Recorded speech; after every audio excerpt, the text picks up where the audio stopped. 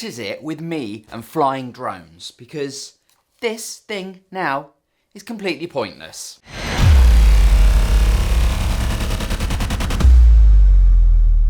Hello and welcome back to yet another video. My name is Scott and I like to make said videos about whatever takes my fancy really. So please do consider liking and subscribing because it really does help me out. Thanks. So I've owned this, the DJI Mavic 2 Pro for around the last 12 months.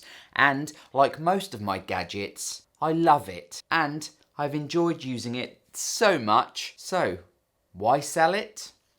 Well, how long have you got? I've completed my my government registration, paid my fee, which is annoying because it's now free, and I've passed my exam. I am a registered flyer and operator of a drone here in the UK, but with recent legislation changes that came into effect in December 2020 here in the UK, what I can do with this drone and where I can legally fly it is now extremely limited. In the past, as long as I've followed all the basic rules with regards to flying at the right height, staying out of restricted airspace, keeping 50 meters away from people, keeping line of sight, etc, etc. Following those, I've been able to fly my drone in pretty much most places. But now, no, this has all changed. It's all changed and it's a mess. Before I get on to how this adversely affects me, one benefit I'm taking from this new legislation,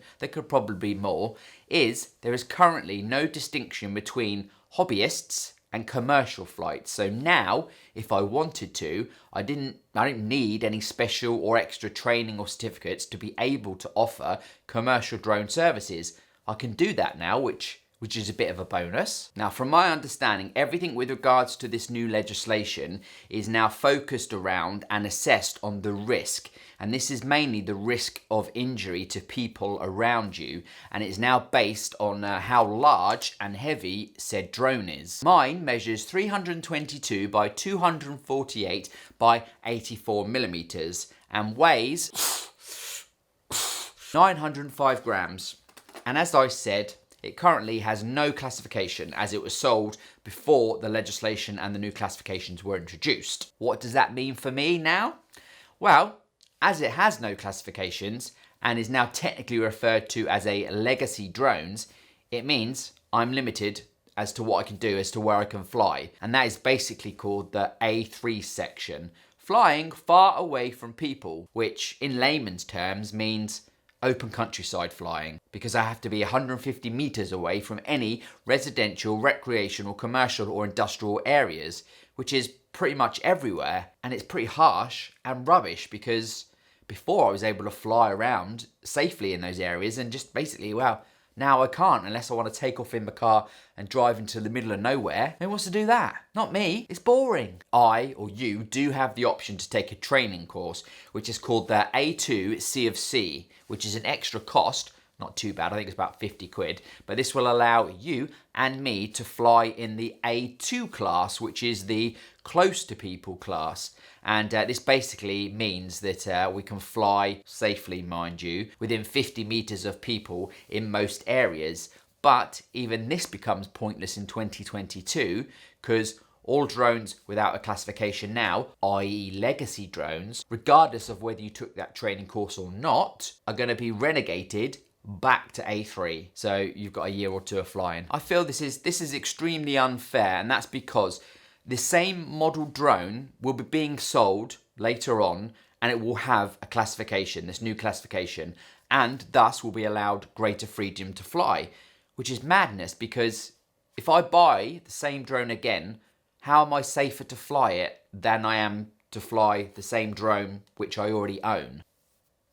So as I said, trying to safely and conscientiously fly my drone now whilst being considerate is not only boring and extremely limiting, but it's also, reading this legislation, quite a scary experience because one wrong move and I could end up in prison.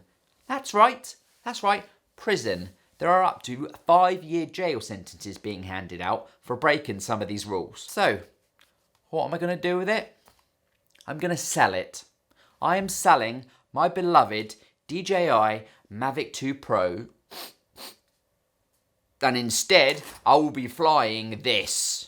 The DJI Mavic Mini 2. And here's why. Simple really. It weighs less than 250 grams. In fact, to be exact, it weighs 249 grams, which means it causes a lesser risk of injury and thus sits in a whole new section of its own called A1.